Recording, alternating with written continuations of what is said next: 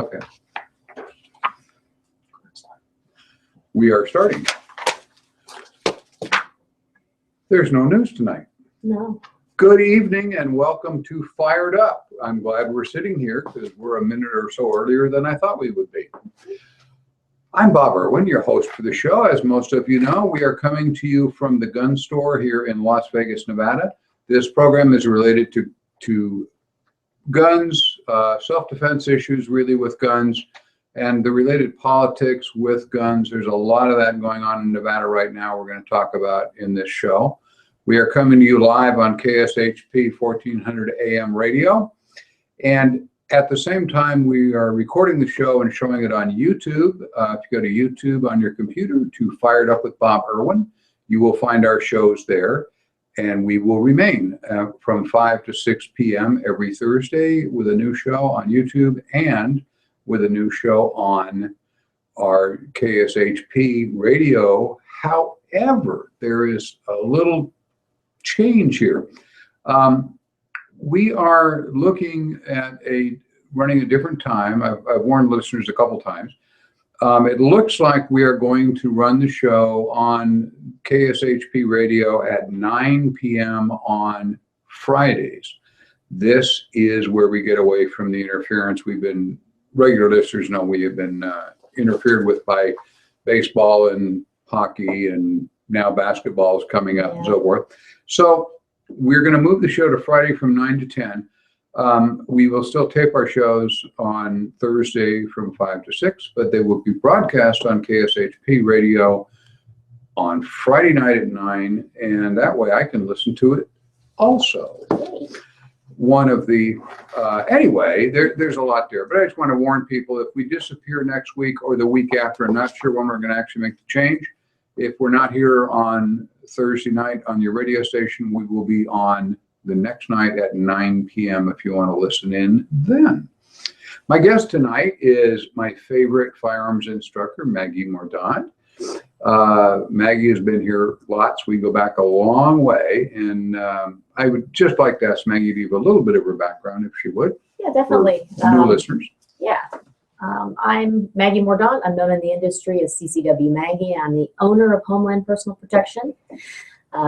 A lot of my training is based on defense training with the use of a handgun. I'm also a firearms instructor here at the gun store for the ladies' classes.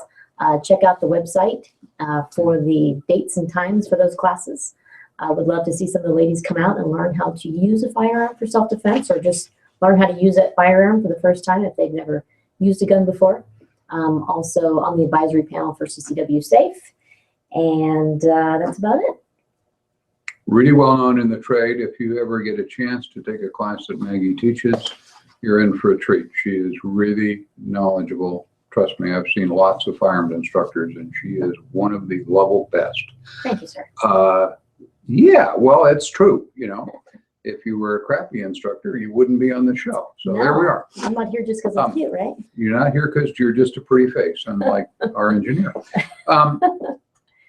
We always start out the show with some use of force, firearms and defense cases to give some education to people. That's the whole thrust of the show, really, is to teach people by examples what went right, what went wrong in shootings or self-defense use of firearms. Some are good, some are bad. Once in a while we run one that's just plain stupid, but they're all there for a reason, to give listeners an education as to what you can do with a firearm. And we encourage you to kind of put yourself in the place of the individual and see what you would have done. And even some of the good shootings will say, well, it could have been a little better if they'd done this. We just try and keep our listeners out of jail and out of civil lawsuits and still alive, being able to defend themselves. I do a little disclaimer now. We are talking in general about what you should do in most cases. The laws are different from one state to the other, and local law, of course, always prevails. So if we are saying this would be a good shooting, under the circumstances, it may not be a good shooting if you're in the middle of New York City, where it would be a good shooting in Nevada, and so forth. It varies state to state. Local law always prevails. So we're talking more about sensible reaction to gun problems than what the local law would tell you. Certainly, if you're in trouble over a shooting, you want to get local counsel to advise you as to the nuances in their state. Local law prevails. First up, this is a story from the Washington Times on the 22nd, just before Christmas, in Baltimore. A local man was sitting in his car Wednesday afternoon in Southwest Baltimore when a number of teenagers approached.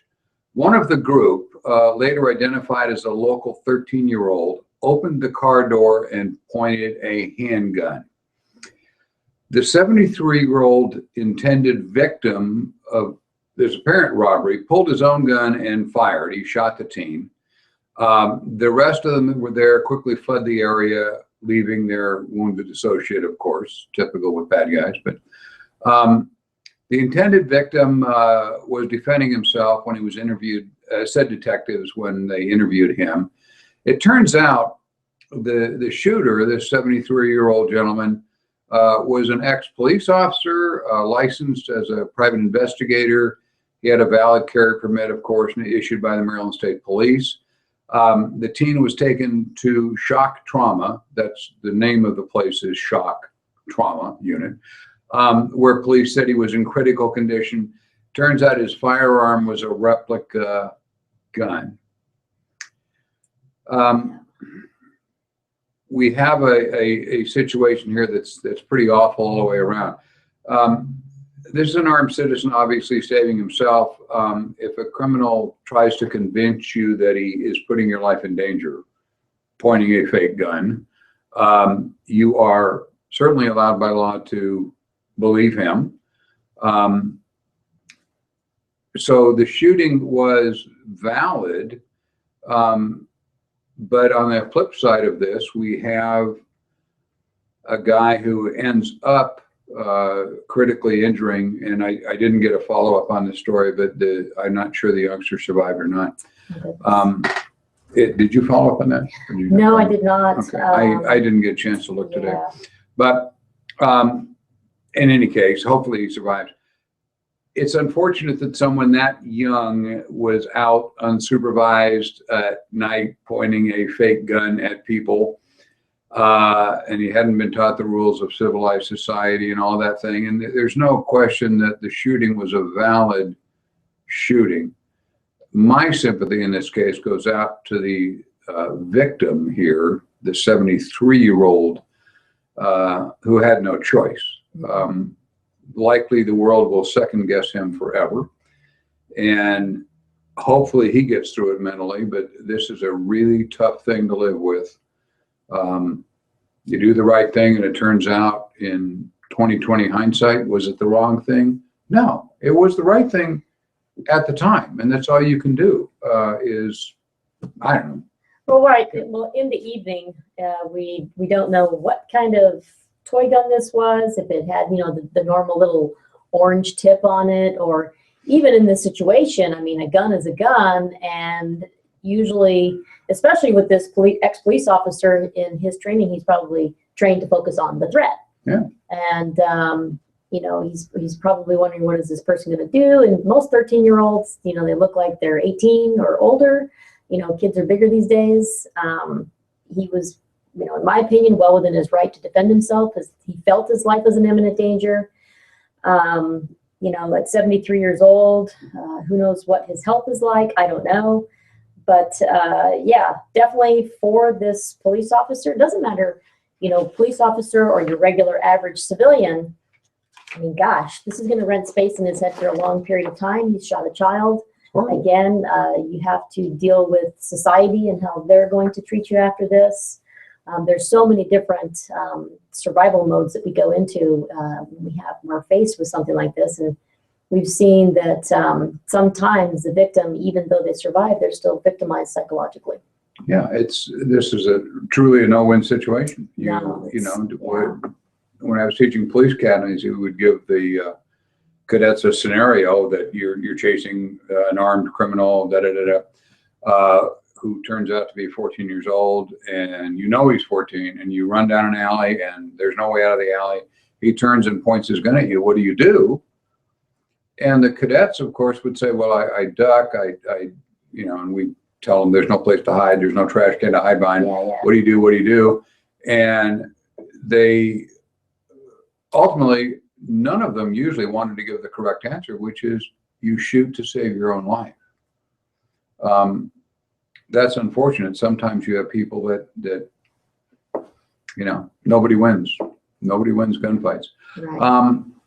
This is West Georgia, the West Georgia Neighbor, which is a small publication in Douglasville, Georgia. This is on the 15th of December. The Douglasville police say 2 suspects entered the Top Nails Salon on Thornton Road in Lithia Springs around 8 p.m.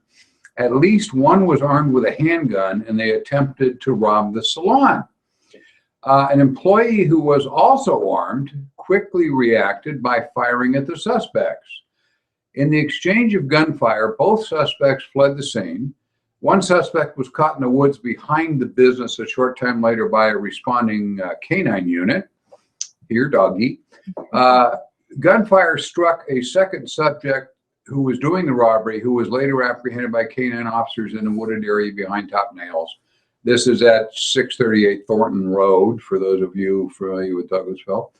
The suspect's handgun was recovered when he was taken into custody. The suspect had a gunshot wound and was transported to Atlanta Hospital with what are believed to be non-life-threatening injuries. No employees or customers were injured in the robbery. Police were still searching for the second suspect who escaped and apparently is still on the run.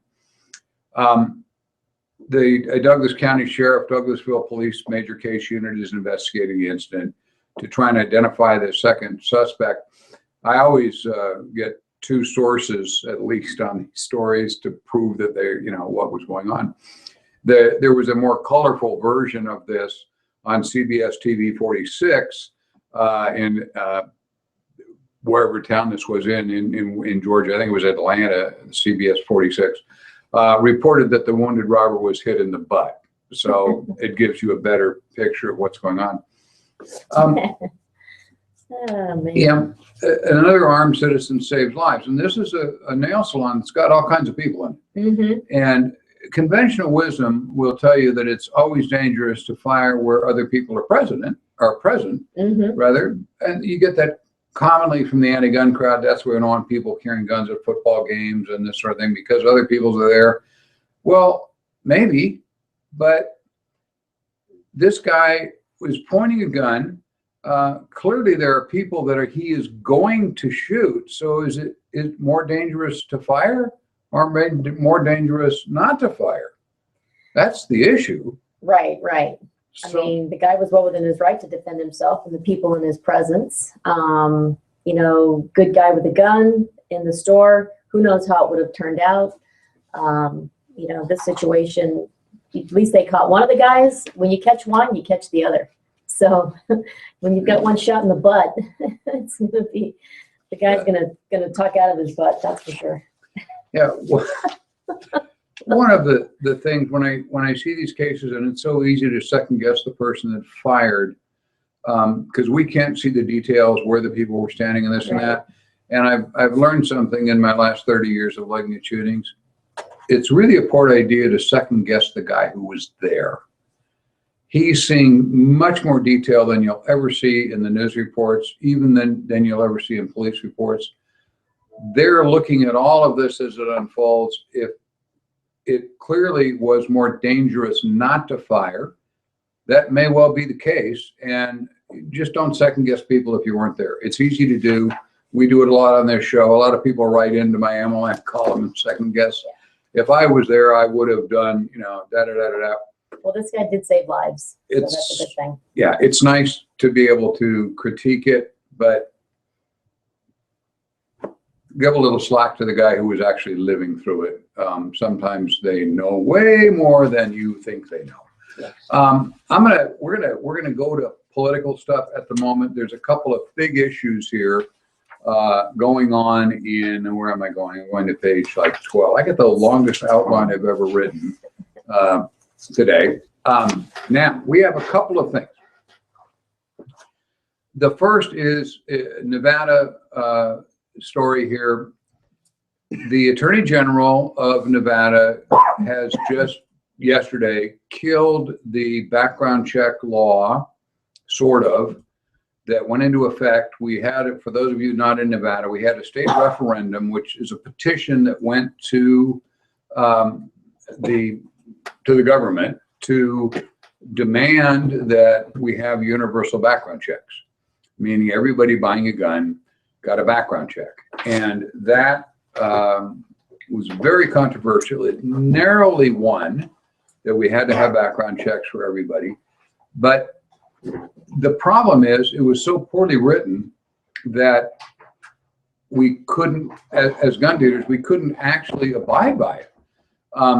We have, as everyone is aware, we have all kinds of laws from the state, from the federal government, and from local government. We have laws. All of those provide laws that Nevada dealers have to live within.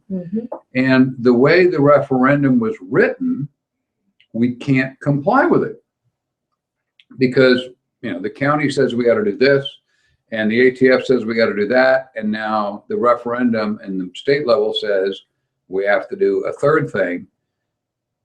And you have to violate somebody's law in order to do the law. So our Attorney General, Adam Laxalt, stepped in and sent inquiries to the FBI and so on and so on. And he came back with an opinion yesterday that the thing that was wrong here was the referendum said that the FBI will conduct background checks directly for gun dealers. So we can, basically it's a computer program. We can talk to the FBI and computer and run a free background check on anybody who walks in the door that wants to transfer a firearm. The FBI now wrote back and said, no, we're not going to do that. Well, it wasn't that simple to begin with. Dealers can't do that. The guys that wrote the referendum had in their mind that we simply call the FBI and say, hi, FBI, this is Bob. I want you to run this Maggie person and tell me if she can have a gun. The NICS program is a computer program. We have to have a locked-in computer, unhackable, that goes to the FBI. We type in the information, and the computer generates a response. They're running millions of background checks. They don't go to a human unless there's something really unusual. The FBI isn't set up to handle all the phone calls. They can't give information out over the phone to people they don't know are law enforcement. There's all sorts of reasons why they couldn't do it. So the FBI simply told our state, our Attorney General's office, they're not going to do the checks. It is illegal for them to do them, and there's no facility to do them, so they can't be done. So now our Attorney General comes back and says, without the central feature of this, the NICS background check direct, there's no way that we can comply. We being dealers or the citizens trying to do the background check. We cannot comply, being as the law requires something that it's impossible to do. It is impossible for me to call NICS and go, can I sell Maggie a gun? Can't be done. FBI refused. So therefore, we can't do the background checks. There's rules that say if a law requires you to do something that is impossible to do, the law is void. And under that rule, that's what Mr. Laxalt came back and said, which was great. The downside is we've got all kinds of people coming in all day, every day, wanting to do background checks that were supposed to be in effect on the 1st of January. And obviously we can't do them. That's the good thing, that we won't be put in this position of violating somebody's law. The bad news is our legislators who are now, if you're not familiar, if you're not from Nevada, Nevada was lost to the liberals in the election. Trump, the conservatives, won the national election. Nevada, we lost all the way across the board. Both houses of our state legislature are now controlled by Democrats. And although we still have the Republican governor and Brian Sandoval, those Democrats have come out since this ruling yesterday and said they are going to rewrite this bill, eliminating the FBI from the scenario and still require the background checks. Well, there's another problem there, of course, because the background check that we do at the state level requires a $25 fee to the state. Mhm. So referendum said a free background check because the FBI does them for free. Right. Well, the FBI doesn't do them because the state of Nevada tells them to. It's the other way around. We don't control what the FBI does. Mhm. So That's right. now we're back to the state level, and the state, if we run the universal checks through the state is giving up the $25 illegal gun tax that they do on Right. buying a firearm here. Mhm. I don't think the state of Nevada is going to do that. I don't think the Democratic legislature is going to do that. The FBI, however, the ATF, when this came up with a plan. We got a big folder from the ATF saying when the background check takes effect, because the ATF wasn't arguing, they weren't the FBI, Mhm. you will, when the two people come in with the gun, you will take the gun, you will log it into your acquisition and disposition book, and then run the background check on the individual getting the gun. Well, when we log it into our book, we then trip a whole bunch of other things, which one, the Nevada Department of Taxation now says, well, then you're logging the gun out, it's coming across your counter, it's a taxable sale. So the taxation department is holding, and I've talked to some higher ups in it, and they are holding, that these would be taxable transfers. So we not only charge $25 for the state, but we charge the sales tax. Our rate here is 8.12%. So the $200 gun becomes a $430 some gun. Wow. When I tell the people that are coming in to do that, they're of course going to make the sale in the parking lot, and the result will be less people get background checks. Mhm. And we'll create a bunch of criminals. But anyway, then the county enters into it. They have, if we take in a used gun, we're supposed to hold it 30 days before we release it to the next guy who's now going to wait 30 days to get his gun. There's all sorts of laws that are in conflict with this. So this is only the first step. It got rid of NICS being involved. They're going to have to change a whole bunch of laws to make this work. And the state of Nevada is going to have to give up a whole lot of money to make this work. And I can already hear it, well, we won't have all day kindergarten and, we'll go through all this stuff. Because the money they're collecting from the gun transfers now is a huge amount of money. It's a huge amount of the state budget. Mhm. You all are aware of all the huge number of gun sales we've had recently because of crime rates and so on. Mhm. Add $25 to each one of those that the state of Nevada gets. It's a huge part of the state budget. So they're not going to give it up. Basically, we're not going to start the background checks on January 1st, as the referendum said, Okay. because our AG has said it's an unenforceable law. The legislature is going to try and change that. And there will be a giant fight in our legislature because they're fighting over the Democrats over how you can screw the gun owners more. Mhm. We just have, we got a very left-wing Democratic Assembly leadership and Senate leadership. Our governor, hopefully remaining Republican, will veto some of this. They didn't get veto-proof majorities in either house, so it looks okay if our governor stands his ground on these issues. That would be great. I think that, losing question one, we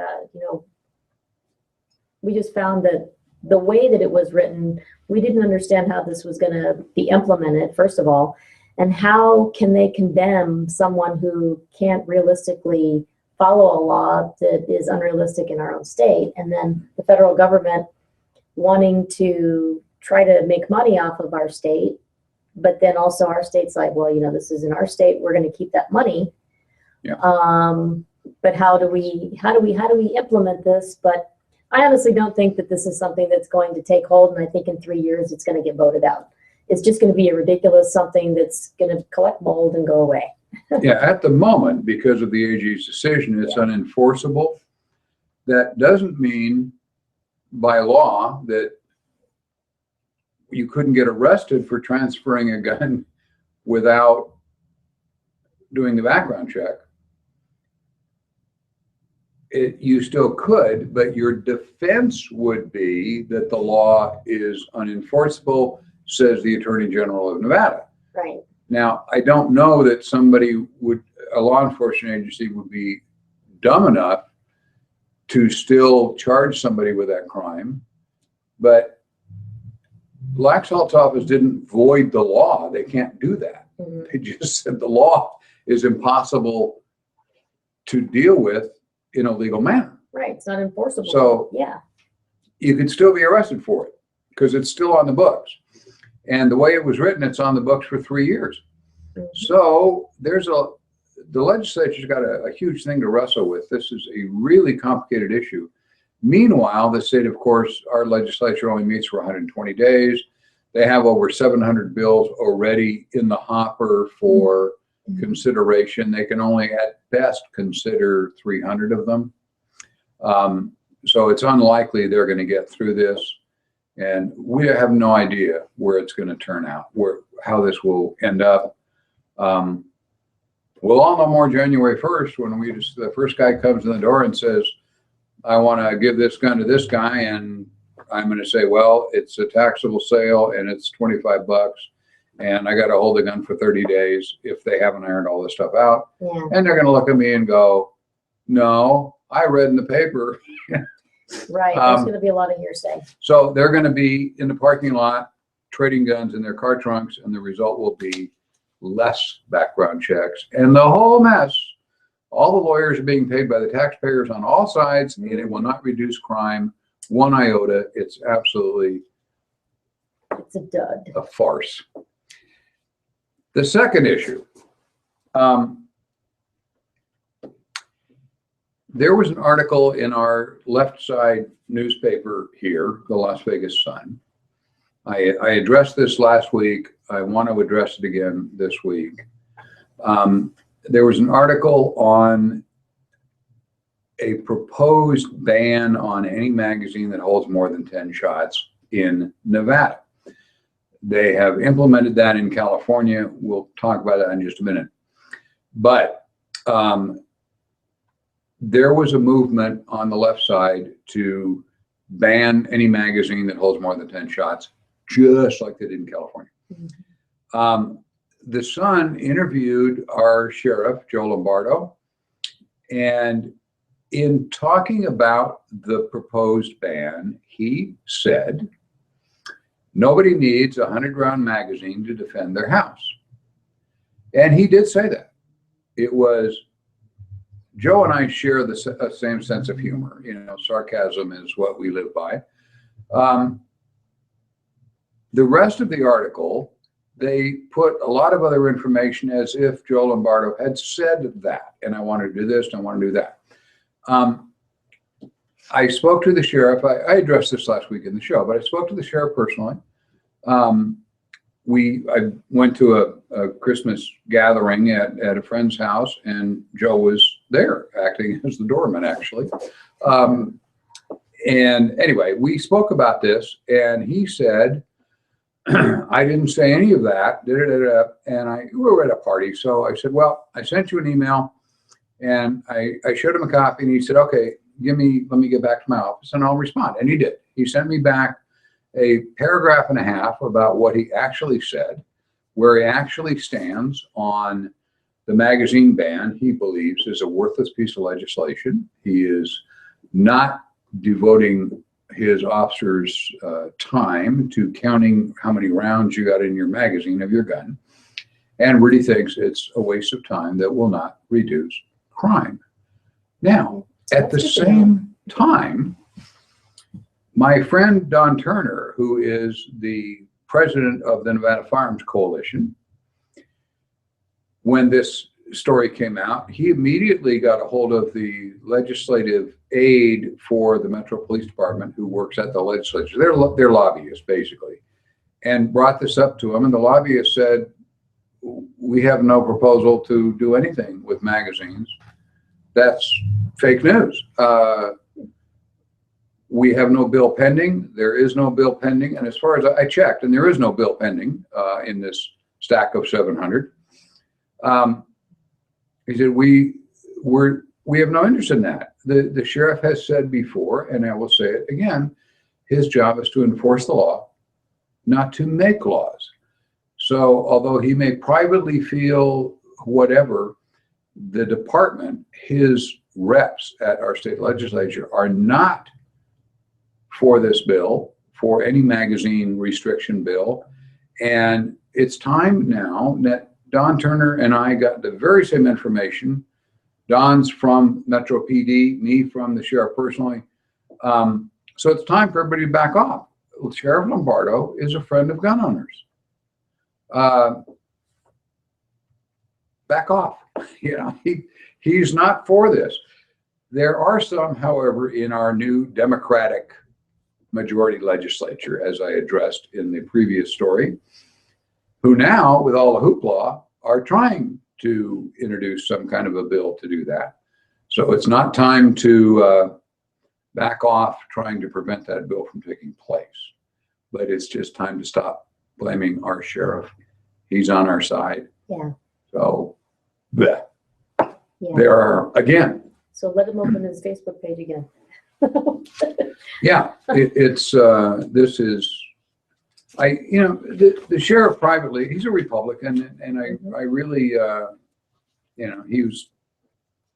understand what he did. I said flippant comments in my life once or twice or 5,000 times that are taken the wrong way. Once in one of my columns, I said, this happened, the bad guy died. Good. And of course, I was taking a task. It's not good that anybody dies, blah, blah, blah, blah, blah. It was a comment. It wasn't meant to be my gut feeling about people dying. Back off. It's good that the thread stopped. Okay. Now, here's a good story. I like this story. This is from WSB TV 2. Action News in Atlanta. This is on the 27th, just after Christmas, in Cobb County, Georgia. The owner of Dixie Gun and Pawn, along with one other worker, had just opened their store. Two men with ski masks on and guns came in the door.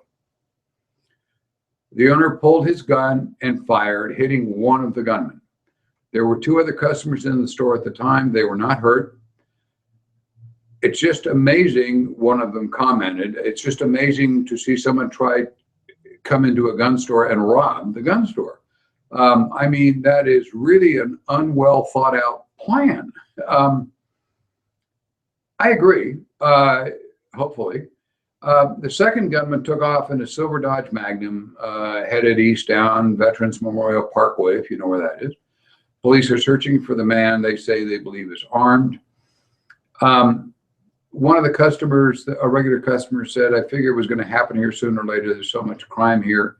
The owner's friend said it could have been him that was shot. He was just protecting his merchandise and those around him. I hope it puts the fear in people going around trying to do this kind of stuff. There's so much crime in the area. Another one said he's just trying to make a living, blah, blah, blah. You can't have a business these days without somebody trying to take what you got. I agree. The owner told Channel 2, a Channel 2 reporter off camera, and here it is in the news, that he felt he had no choice. Police are hoping the surveillance video inside the store will help them identify the second gunman. This is a result of I hate to say it's a result of things like background checks. Mm. Criminals value firearms. They use them as a tool in their robberies and so forth. As background checks proliferate, the bad guys turn to home burglaries and armed robberies, even occasionally robbing a gun shop. I hate to keep bringing up Chicago as an example, but they have so many background checks, it's almost impossible to buy a gun in the city of Chicago. Mm-hmm. And yet, they're about to they've hit the record for murders. Yes. They had several of them on Christmas Day. They're 50% ahead of last year's murder rate. And they have every possible gun law imaginable. Gun laws create crime because the criminals find more unarmed victims. Or as in this case, they hope to find armed victims that are not paying attention. The store owner was paying attention in this case. When they came in the door, he was able to fire first and save himself and his customers and the other employee that was there, and that's a good shoot all the way. Normally, you would say in a case like this, where we always tell business owners, you're firing to protect your life, not firing to protect your merchandise. His merchandise was guns. Mm-hmm. So firing to protect his merchandise from being stolen in this case is really a valid shooting, because these guys are looking for tools. And if those guns get on the street, there's going to be a lot more people hurt. It almost sounds like backwards to say that the gun laws are causing the crime, but they're creating unarmed victims so the victims can't shoot back. Exactly. In this case, it's pretty brazen that these guys would go into a gun shop, and maybe their mindset was that, maybe the people would be lax or feel too confident or comfortable in the gun shop. I've heard that saying before. But gun shops are under attack, as well as just your everyday shops. But in this case, we're just really happy that these guys were stopped and no firearms are in the hands of criminals. And all store owners and shops should be prepared for something like this and get their security plans together, like this gun shop did, which is great. Yeah, you got to be paying attention, and it's a good thing the gun shop owner was paying attention. Mm-hmm. It's difficult when you're in a gun shop to understand. I mean, we go through it here with new employees. They don't realize that all the guns are way more valuable to the street criminals than they are to us. It's a $140 pistol. Who cares? Mm-hmm. The bad guys care because they can get one because they got a criminal history or whatever. Rob jewelry stores, they have more money, and then you can get caught fencing the jewels and so forth and so on. M Live Media Group, this is in Michigan. Michigan Live is the tape, but it's M Live Media Group. This was on the 27th, 2 days after Christmas. Police initially were called about 9:40 p.m. to a home on West Argyle Street. A neighbor said the homeowner lives alone and had expressed fear that he will be robbed. The intruder armed with a knife entered and assaulted the resident, smacked him and threatened him with a knife. The two of them got into a physical struggle. The elderly resident managed to pick up a firearm and shot 4 times at the intruder. The intruder turned and fled with the homeowner's gun and the keys to his pickup truck. Responding officers transported the homeowner to Henry Ford Allegiance Health for what were described as facial injuries. Police are continuing to search for the intruder, who they believe has been shot in the stomach. They are searching for a gray or silver 2006 Chevrolet Silverado with a crew cab and a Michigan handicap plate. The guy lost his gun and his truck, but shooting the guy got him to run instead of continue the assault. Police spokesman said the shooting was justified. Quoting here, someone came into his home armed with a knife and assaulted him. He does not have a duty to retreat as he was defending himself. as Michigan has a no duty to retreat, as we do in Nevada, much better than most states have. A castle doctrine where you can defend your house. The no duty to retreat applies wherever you are. If you can legally stand there, you don't have to withdraw because you're being threatened. In some cases it's wise to, but you're not required to. The male suspect is considered armed and dangerous. No kidding. Anyone who sees the truck is advised to stay clear and call 911. As of this report, when I checked today, actually, the suspect had not been found. The public safety officer's public safety director wrote an email that investigators have not received any reports of shooting victim in Jackson Hospital. So the guy might have just jumped in the truck and driven till it ran out of gas, but Right. he's out there somewhere. Well, he's probably going to wind up in a hospital and somebody's going to turn him in sooner or later. If he's got an abdominal wound, I mean, that's a bad wound. That's a lot of bleed out. Yeah. But ultimately, when it comes to the training in the home, I teach fundamentals of home defense, and we teach our students that they should evade. If they hear someone breaking into the house, you know your home better than the intruder that's going to break into your home. Evade to a safe place where you can, preferably where your firearm is or your tool of self-defense. Arm yourself and barricade yourself. Communicate with police, 911 call, and the first thing you want to say is your address, because if your phone hangs up, at least they know where you're at. Second of all, be prepared to defend yourself. This is your home. You have a right to defend yourself in your own home. If someone is breaking into your house, they're not allowed to be there. Use good judgment, but definitely use force if necessary. Use that necessary force to defend yourself.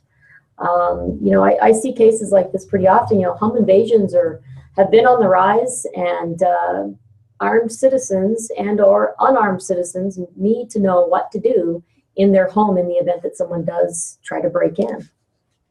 Yeah, I should put on in this case, when the guy shoves his way into the door, normally you look at defense. What are you going to do? Well, first run if you can. Well, this guy couldn't run.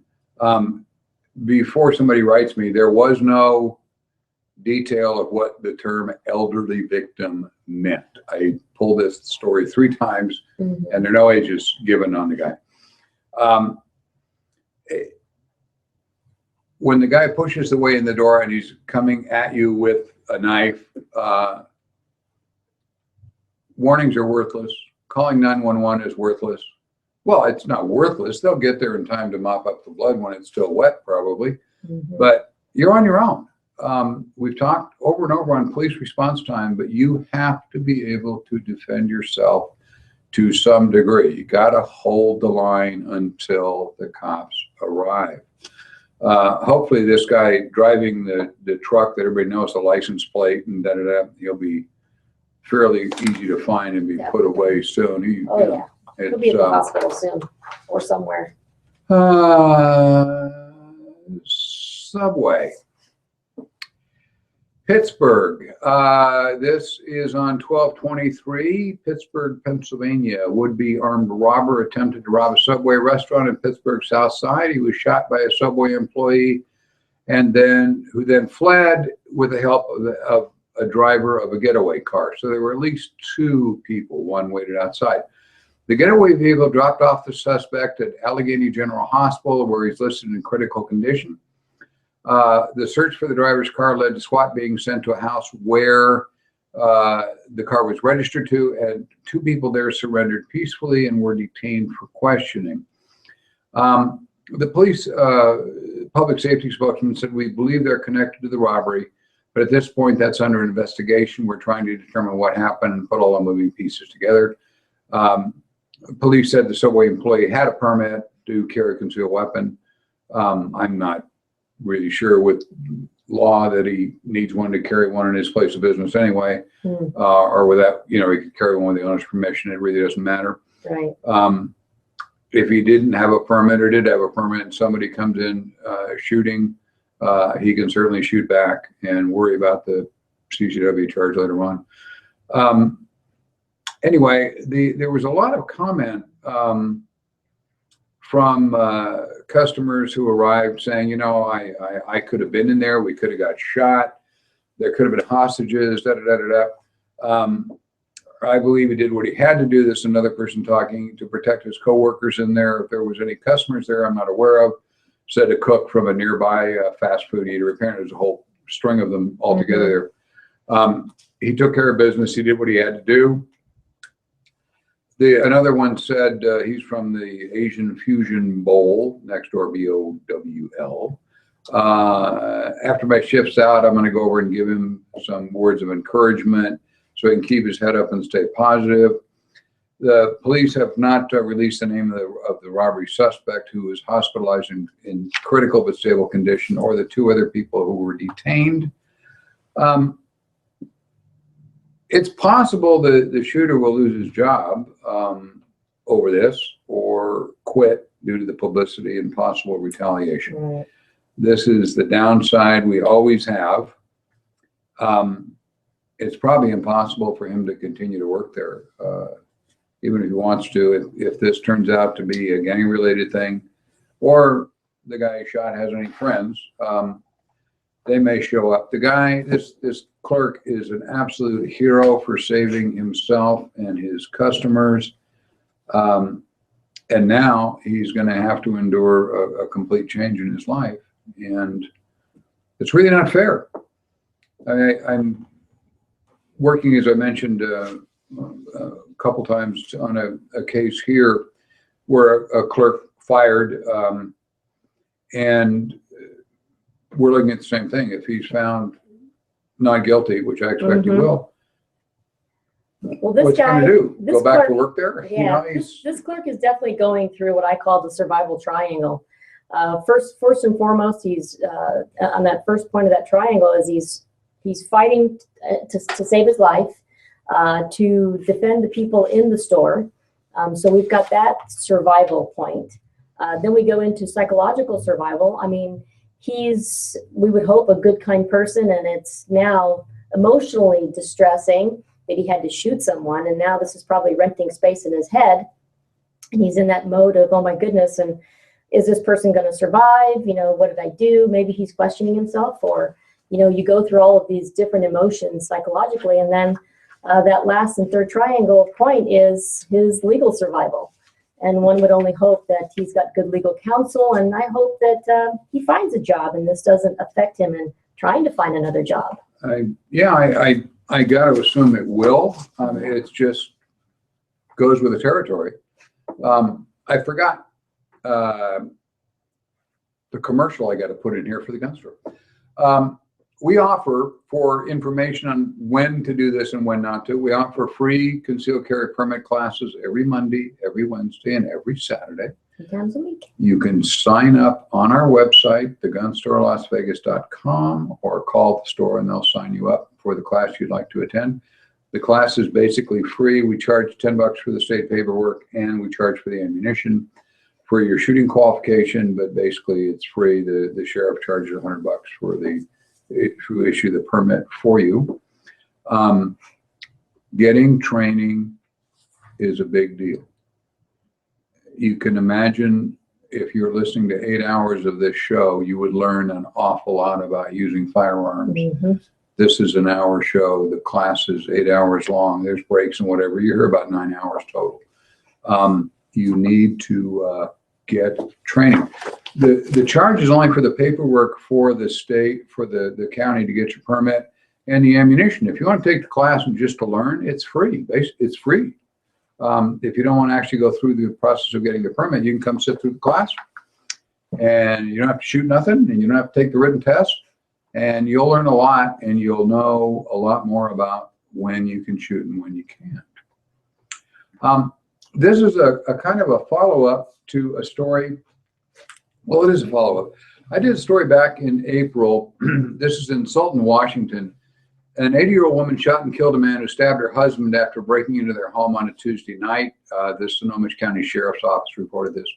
Medics airlifted the 75-year-old man to Harborview Medical in Seattle with stab wounds to the abdomen, according to the news release at the time. The intruder, age 25, was pronounced dead at the scene. He was a local from Gold Bar, Washington. The woman called 911 about 8:30 p.m. to report she shot a man after he broke into their home on Wood Lakes Road. Neither the woman nor the couple's 45-year-old son, who were also at home, were injured. Investigators believe the intruder was a stranger and that he was intending to burglarize the home. According to the sheriff's office, there was no contact between the bad guys and the couple. This is an update to the story from the 23rd of this month, just before Christmas. Prosecutor has determined the elderly woman was correct. She had no choice but to use deadly force when she fatally shot this home intruder in April.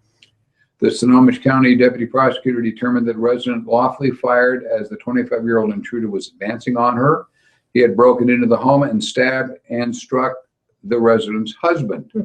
The woman then called police, and a dispatcher helped her stem the flow of blood from her husband's wound. An autopsy later found the intruder was high on methamphetamine. Not surprising. I like this story. I mean, one, you've got the downside of this took place in April and it's now December when the prosecutor finally made the decision not to charge this lady. This is in Washington State, which is not the best place to do self-defense. Wow. Not the worst necessarily, but look out. So she's sitting for 8 months, trying to find out if she's going to end up in jail for shooting a guy who stabbed her husband. Obviously, this older couple seemed to be an easy target. Surprise to the intruder. The husband fought. When he went down, the lady got the gun and shot the guy. This is a great example of why you should have a gun in your home. There is no way ever that the police could arrive in time to save you from this. Right. Being your own first responder is really important in knowing how to respond to a threatening attack on your life and your loved ones and how to defend yourself in your home. It's really important to work together as a couple and know how the two of you would respond together as a team and how to stop a threat, especially, I mean, at this age. And like you said, Bob, you know, as we've seen all the crime rates, the elderly are being attacked. Of course. I mean, it's ridiculous, these criminals. I mean, and especially this guy, he's on drugs. We ultimately know what he's there for. He's maybe wanting to steal some of their medication or something like that. We see that all the time. Seen, a lot. Yeah. But they just hit elderly people because they know they're going to have all sorts of pills and things. Right. You know, because when you hit our age, everything goes wrong. And I get, I take 900 different medications. This is a great story. Mm-hmm. And the dispatcher helping the woman to stop the bleeding from her husband and so forth. Yes. I mean, it's just it's a great story. I'm really sorry they had to go through this. I'm so happy that it turned out right. And it really annoys me that it took, half a year for them to decide that it was okay. Right. For her to shoot a guy that stabbed her husband in her house. I mean, give me a break. It looks like a clear-cut case to us, but according to where they live, those politicos need to get their act together, because if someone tries to kill your loved one would only think that the normal thing would be to defend them to the best of your ability, and her abilities were to use a firearm. She is 80 years old. What is she going to do against a 25-year-old punk on drugs with a knife? We have force on force here. So, I mean, her force was to use a firearm, which is her ultimate tool to stop this scumbag from murdering her husband. My goodness. I mean, what's so confusing about that? Come on now. And unfortunately, depending on the part of the country, and we see this all the time, that it takes sometimes a year, sometimes 2 years before the authorities determine, that I'm going to have to not charge this woman. I mean, I don't know what their attitude was. I'm sure the cops were all in her favor, and I'm sure there's county people that are going, oh my God, if we let her go, then everybody can shoot everybody. And no. An 80-year-old lady is permitted to shoot someone who's stabbing her husband. Give me a break. Most definitely. Mad. Hope they have good legal counsel. This is just a cute story. This is from KTHV TV 11. It's a CBS affiliate in Mountain Pine, Arkansas. A shop owner returned to his Mountain Pine corner store after midnight on Wednesday evening after he left to get some dinner. His store was closed, but as he arrived at the store, he heard the intrusion alarms going off. He reported that he went inside, saw an armed intruder and some money sitting outside of his cash register. So he rushed behind the counter and got his shotgun. Told the intruder to drop his gun. Instead, the suspect fired a shot. The store owner fired back, striking the would-be burglar in the face. He was transported to a local hospital and investigate. We don't have a status on him. The Garland County Sheriff said investigation is underway. This is a good story, and I don't have a lot of details, but first off, you return to your house, your store, whatever, at midnight, and the alarm's running. Call the police. Does this seem like a no-brainer? The cops have body armor. They have all the backup they could possibly imagine. Training. They can get 100 cops there in a short time. Yeah. They got free lawyers. Blah, blah, blah, blah. Okay, the guy went in. That's fine. He did that. When he finds the intruder, he runs behind the counter, gets his shotgun, comes up with it, and the bad guy now has got a pistol, and the store owner has a shotgun. I'll give you 14 points. Yeah. Hopefully, this guy has learned something, or he is not going to add to the gene pool anymore. If you got a pistol and the other guy has a shotgun, it's time not to run. It's time to run. Don't play with this. I've got a criminal case I'm working on that's exactly the same way. A guy with a shotgun and a guy with a pistol, and the guy with a pistol fired at the guy with a shotgun. Duh.